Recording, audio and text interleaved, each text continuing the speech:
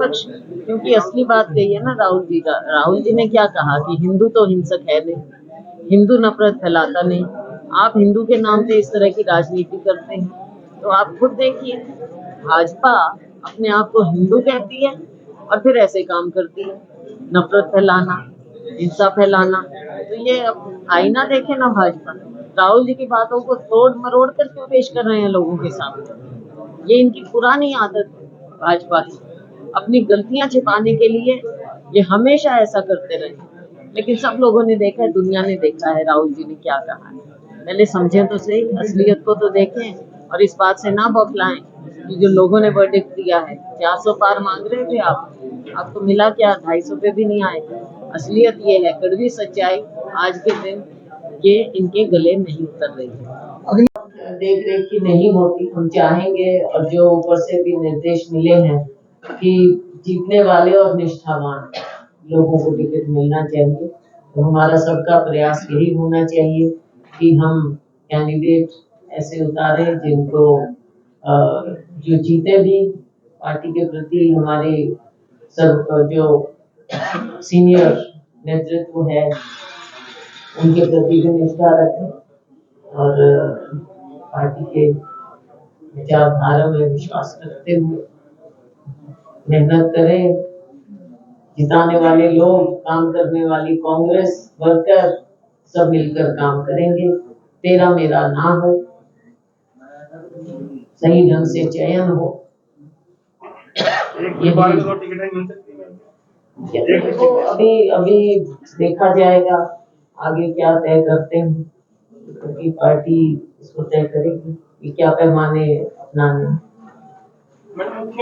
सरकार उनसे बात कर रही है लेकिन कोई हल नहीं निकाल पा रही। सरकार कोई बात नहीं कर रही, सरकार दिखावा करती है। वरना इतने दिन हो गए, 1 साल दिल्ली बॉर्डर पर, उस समय भी बॉर्डर्स पर बैठे रहे, अब फिर बैठे हैं, कितने महीने हो गए। सरकार क्या इस मामले में गंभीर थी? ना पहले गंभीर थी ना आज गंभीर थी। सरकार किसानों की ओर से बिल्कुल विमुख है और इनकी समस्याओं को समझने का प्रयास भी नहीं करते। और जो राहुल जी कहते हैं ये केवल बड़ी से बड़ी कंपनियों के हाथ में सबको बेचना चाहते हैं, यही इनकी नीति रही है। ना इनको किसान के दर्द का मालूम, ना इनको गरीब के दर्द का मालूम। देखो ये कहने की बातें होती हैं, हमारा वर्कर है, संगठन होना जरूरी है, संगठन होना चाहिए था। और ये मैंने पहले भी कई बार कहा, मैं खुद पीसीसी प्रेसिडेंट रही, संगठन नहीं बन पाया। ये रही कमी रही और आज भी वो कमी है। लेकिन अब हमें सोचना चाहिए आगे के लिए, क्योंकि हमारा कार्यकर्ता बिना पहचान के ही काम कर रहा है, तो हमको कार्यकर्ता की ओर देखना चाहिए। हम उससे काम तो लेते हैं लेकिन उसकी उम्मीद पर हम कितना खरा उतरते हैं, ये एक बात है। लेकिन भाजपा ये जो भी दिखाते हैं अपना संगठन वगैरह ये सब, तो वो संगठन तो इनका धरा का धरा रह गया। पन्ना प्रमुख फलाना प्रमुख कुछ नहीं नजर आया। ये दिखावा ज्यादा है भाजपा का, और जमीन पर जो लोगों से जुड़ेंगे ही नहीं तो कोई संगठन काम नहीं करेगा। हम लोगों के साथ जुड़े हुए हैं, हमारा कार्यकर्ता लोगों से जुड़ा हुआ है, इसलिए हम पूरे विश्वास के साथ कह सकते हैं संगठन हो तो अच्छा है। लेकिन हमारा कार्यकर्ता उसके बावजूद भी उसकी बहादुरी देखो कितनी मेहनत करता है। तो असलियत आ रही है ना सामने, कहना कुछ और असलियत क्या आ रही है वो भी सामने है। अभी ये देखते जाएंगे आप अगले दिनों। उनके बयान को लेकर नहीं, वो तो प्रधानमंत्री के जवाब के बाद निश्चित काल दोबारा बजट सेशन होगा।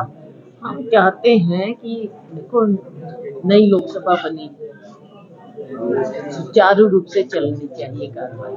सत्ता पक्ष को ये पहचानना चाहिए कि विपक्ष का भी एक रोल होता है, विपक्ष का सहयोग वो लें, सदन चलाएं, सत्ता पक्ष अपनी बात रखे, विपक्ष लोगों की आवाज उठाए। वहां पे विपक्ष का काम ये है, वरना सत्ता पक्ष का स्तुति गान ही चलेगा ना, लोगों की आवाज कौन उठाएगा?